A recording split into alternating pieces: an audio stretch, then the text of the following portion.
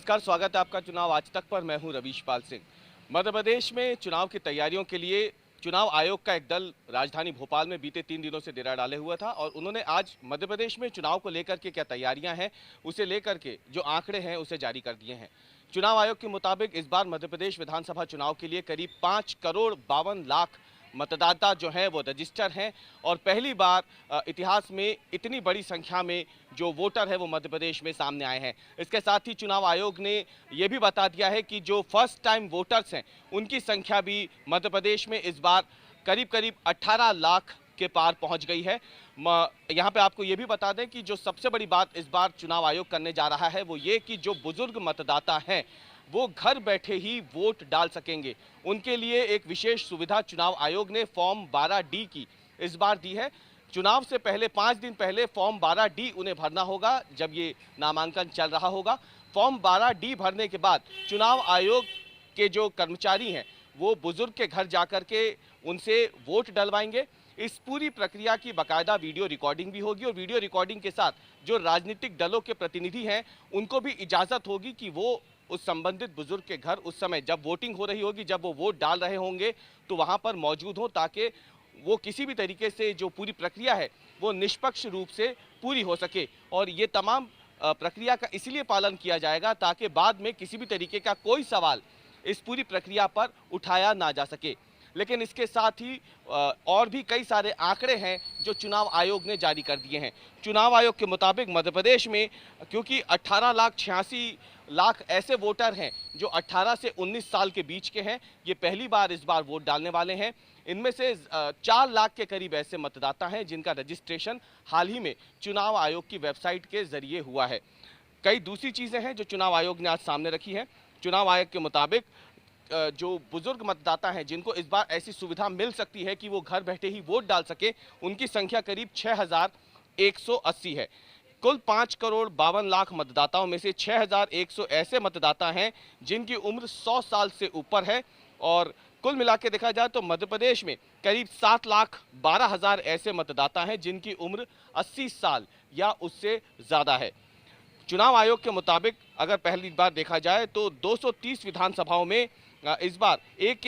Arrow जो है उन्हें नियुक्त किया जा रहा है। कुल जो मतदान केंद्र बनाए जाएंगे मध्य प्रदेश में वो 64,523 मतदान केंद्र होंगे। इनमें से 50% से ज़्यादा मतदान केंद्रों में लाइव वेबकास्टिंग होगी। लाइव वेबकास्टिंग इसलिए की जा रही है क्योंकि जो राजनीतिक दलों के प्रतिनिधि हैं उन्होंने ये मांग की थी कि कई बार चुनाव में पोलिंग सेंटर्स पर, खास तौर से पोलिंग बूथ पर गड़बड़ियों की शिकायतें मिलती हैं और इसीलिए उनकी जो बातचीत थी, जो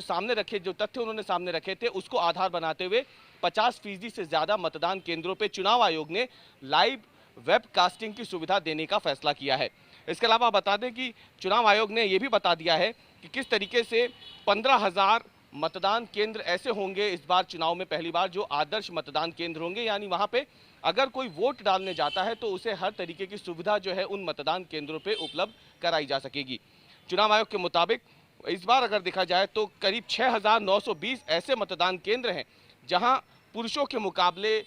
2018 के विधानसभा चुनाव का यह आंकड़ा दिया था, जहां पुरुषों के मुकाबले महिलाओं की संख्या 10% से भी कम थी। लेकिन इस बार कोशिश है कि जिस तरीके से जागरूकता की मुहिम चलाई जा रही है उसके जरिए जो महिला वोटर्स हैं उनका जो अनुपात है इस बार चुनाव आयोग की कोशिश होगी कि उसे बढ़ाया जा सके। वैसे भी मध्य प्रदेश में अगर देखा जाए तो जो ट्रेंड रहा है 2013 के विधानसभा चुनाव में, 2018 के विधानसभा चुनाव में, उसके मुताबिक महिला वोटर्स की संख्या साल दर साल बढ़ती जा रही है और इस बार भी मध्य प्रदेश विधानसभा चुनाव में 2013 और 2018 के विधानसभा चुनाव के मुकाबले ज़्यादा संख्या में महिलाएं वोट डाल सके, इसका अनुमान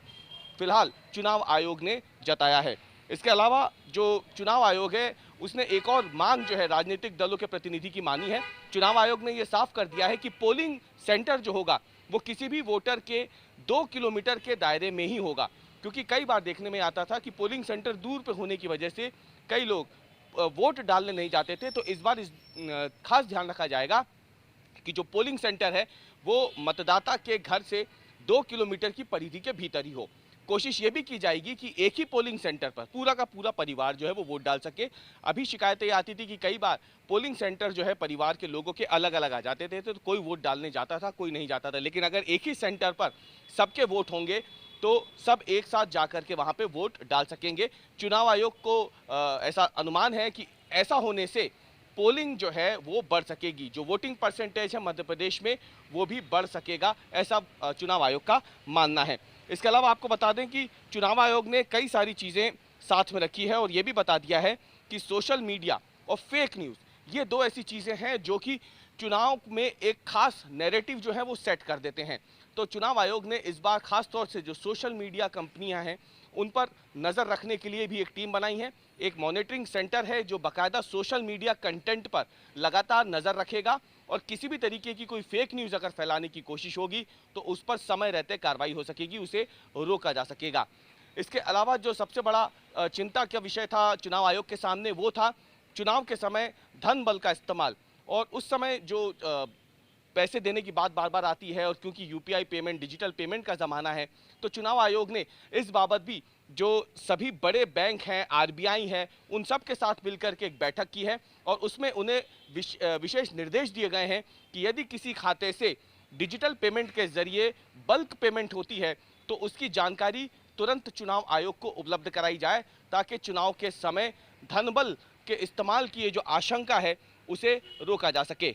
हालांकि चुनाव आयोग ने अभी ये नहीं बताया है कि मध्य प्रदेश में चुनाव की तारीखों का ऐलान कब होगा, लेकिन जिस तरीके से चुनाव आयोग तैयारियां कर रहा है, चुनाव आयोग जिस तरीके से समीक्षा कर रहा है मध्य प्रदेश में चुनाव की परिस्थितियों की, उसे देखकर ये माना जा रहा है कि नवंबर के महीने में मध्य प्रदेश में विधानसभा चुनाव हो सकते हैं।